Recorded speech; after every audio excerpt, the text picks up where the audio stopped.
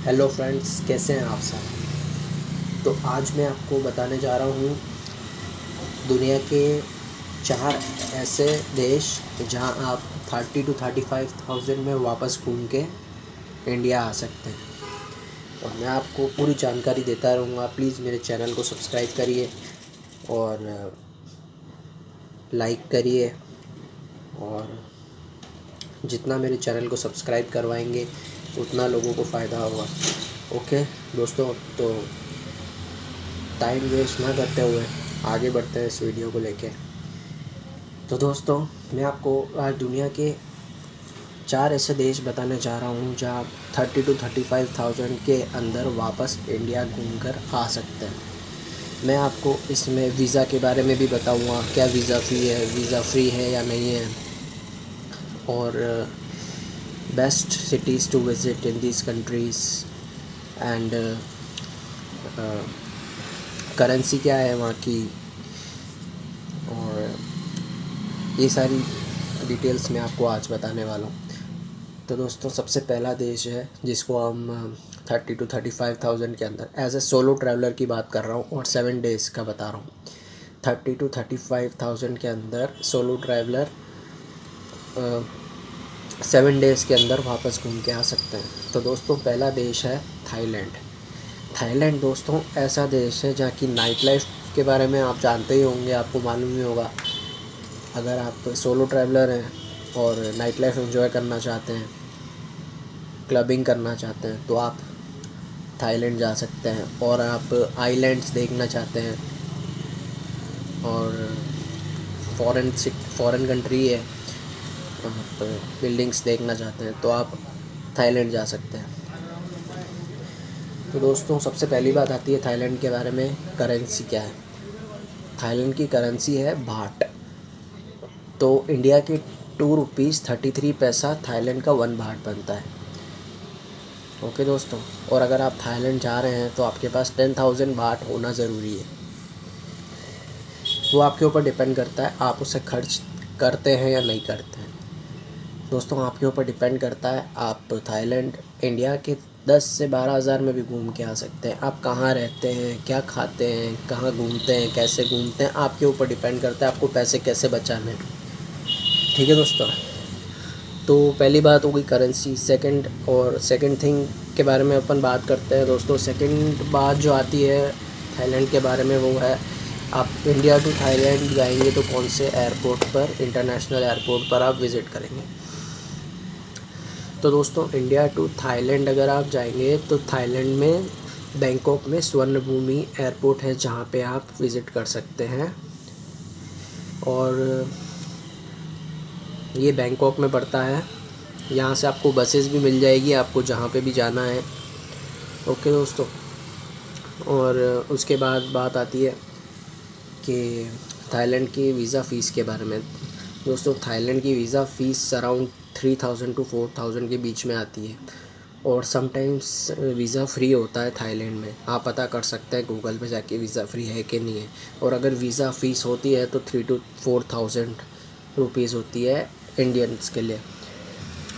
और दोस्तों, चौथी बात आती है, अगर आप थाईलैंड जा रहे हैं तो कौन सी सिटीज़ में आपको घूमना चाहिए। Which are the best cities for Thailand as a tourist. Okay, तो फर्स्ट सिटी मैं आपको सजेस्ट करूँगा बैंकॉक स्पेशली, और सेकंड सिटी मैं आपको सजेस्ट करूँगा चियांग माई, और थर्ड सिटी मैं आपको सजेस्ट करूँगा फुकेत, और फोर्थ सिटी मैं आपको सजेस्ट करूँगा कराबी आइलैंड, और फोर्थ एंड फिफ्थ सिटी में आपको सजेस्ट करूँगा पटाया। ओके दोस्तों, तो चलिए, ये अपनी बात हो गई थाईलैंड के बारे में। सेकंड कंट्री का नाम आता है नेपाल।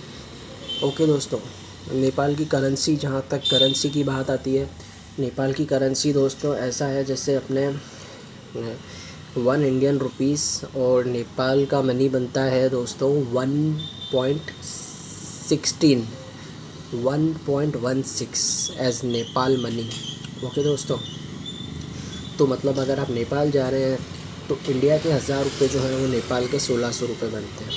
ठीक है दोस्तों, ये हो गई नेपाल की फ़र्स्ट थिंग। और सेकंड थिंग आती है नेपाल के बारे में, कौन से एयरपोर्ट में आप उतरेंगे। तो आप इंडिया से नेपाल जा रहे हैं तो त्रिभुवन एयरपोर्ट है जो काठमांडू में पड़ता है, इंटरनेशनल एयरपोर्ट। तो आप काठमांडू के लिए अपना अप्लाई करिए टिकट और काठमांडू जा सकते हैं आप। त्रिभुवन एयरपोर्ट इंटरनेशनल एयरपोर्ट है। फिर वहाँ से आप चाहें तो आगे के लिए बसेस पकड़ सकते हैं। और इसके बाद बात आती है दोस्तों नेपाल की। थर्ड थिंग आती है नेपाल की सिटीज़, कहाँ कहाँ आप जा सकते हैं नेपाल में दोस्तों। आप सिटीज़ के बारे में बात करें तो आप जा सकते हैं काठमांडू, पोखरा, स्तूपा, ये फेमस सिटीज़ है वहाँ पे घूमने के लिए। ओके दोस्तों, और फिर वीज़ा के बारे में बात करते हैं। नेपाल के वीज़ा के बारे में तो आपको टेंशन लेने की कोई बात नहीं है। नेपाल का वीज़ा बिल्कुल फ्री है इंडियंस के लिए। जो भी इंडियन नेपाल जाएगा उसके लिए कोई वीज़ा फ़ीस नहीं है और वीज़ा आपको वहीं से मिल जाएगा फ्री में। ओके दोस्तों, तो ये बात हो गई नेपाल के बारे में। और तीसरी बात जहाँ तक है दोस्तों, तीसरी बात मैं आपको बताता हूँ। तीसरी कंट्री जो है, तीसरी कंट्री आती है अपने भूटान। ठीक है दोस्तों, तो भूटान के बारे में अपन बात करते हैं।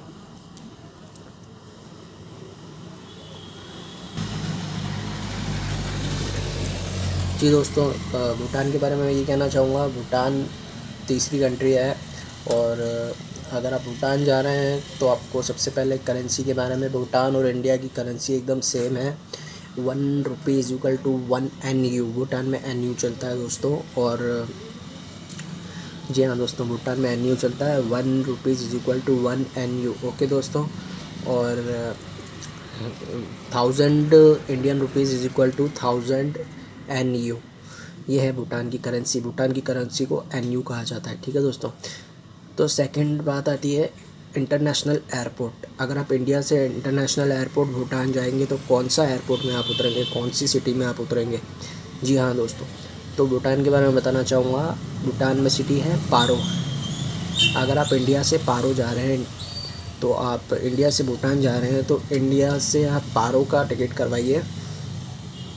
पारो इंटरनेशनल एयरपोर्ट है वहाँ पे। और दोस्तों, जहाँ तक भूटान के थर्ड थिंग आती है वीज़ा के बारे में। भूटान के वीज़ा के बारे में बात आती है तो दोस्तों मैं आपको बताना चाहता हूँ, भूटान में भी वीज़ा फ्री है। अगर आप इंडियन हैं और आप इंडिया से भूटान जा रहे हैं तो आपको पासपोर्ट की ज़रूरत तो है, पर आपके लिए वीज़ा फ्री है। वीज़ा आपको वहीं पे मिल जाएगा फ्री में at the arrival of airport. ठीक है दोस्तों, और जो चौथी बात है वो मैं आपको बताना चाहता हूँ कि भूटान में कौन सी सिटीज़ है जो आप घूम सकते हैं।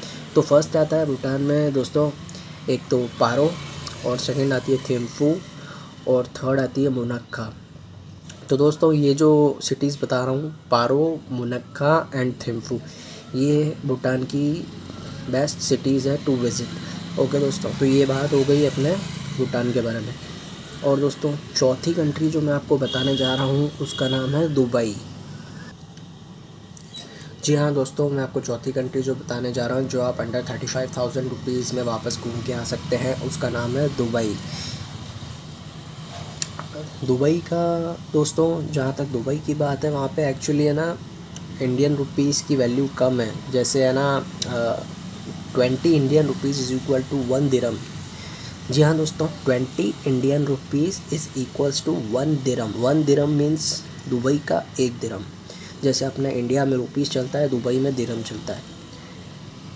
ओके दोस्तों, तो घबराने वाली बात नहीं है, आप अंडर 35,000 में दुबई घूम के आ सकते हैं 7 डेज़ के लिए। और दूसरी बात है, ये तो करेंसी की बात होगी दोस्तों। अब दूसरी बात है, आप दुबई जा रहे हैं तो कौन से एयरपोर्ट पर उतरेंगे?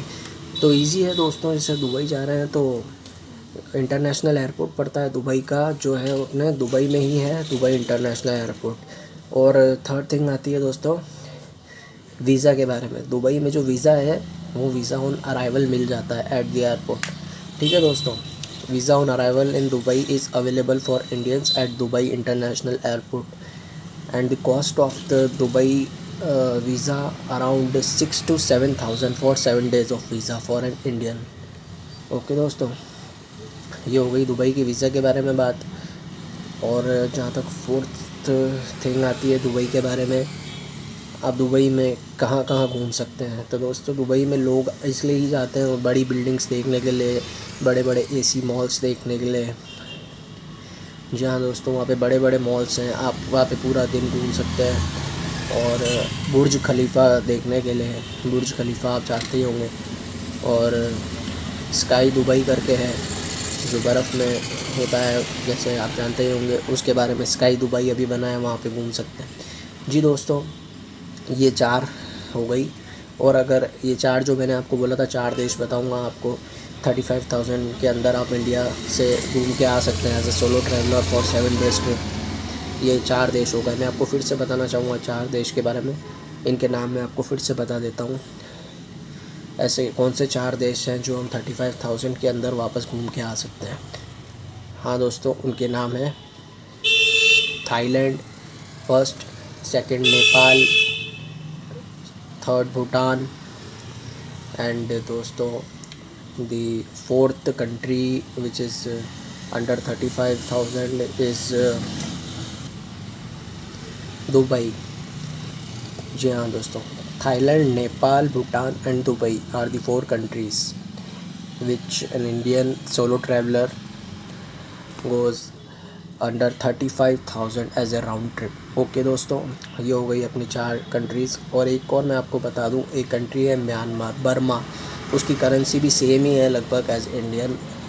सो अगर आप म्यांमार बर्मा भी जा सकते हैं घूमने के लिए, अंडर 35,000 में आप वापस 7 डेज़ के अंदर वापस आ सकते हैं। ओके दोस्तों, 4 कंट्रीज़ के बारे में बताया था। दोस्तों मेरा वीडियो अच्छा लगे तो प्लीज़ मुझे सब्सक्राइब और ज़्यादा से ज़्यादा सब्सक्राइब करवाइए। मैं आपको ऐसे ही अच्छे से अच्छे वीडियोस आपके फ़ायदेमंद भेजता रहूँगा। और मेरे वीडियोस देखिए, मुझे सब्सक्राइब करवाइए ज़्यादा से ज़्यादा, और ऐसे ही अपना प्यार बनाए रखिए। दोस्तों मैं आपको और भी अच्छी अच्छी जगहें बताऊँगा, दिखाऊँगा। ये मेरा पहला वीडियो है। थैंक्स दोस्तों। साइनिंग ऑफ पारस, आपका अपना पारस।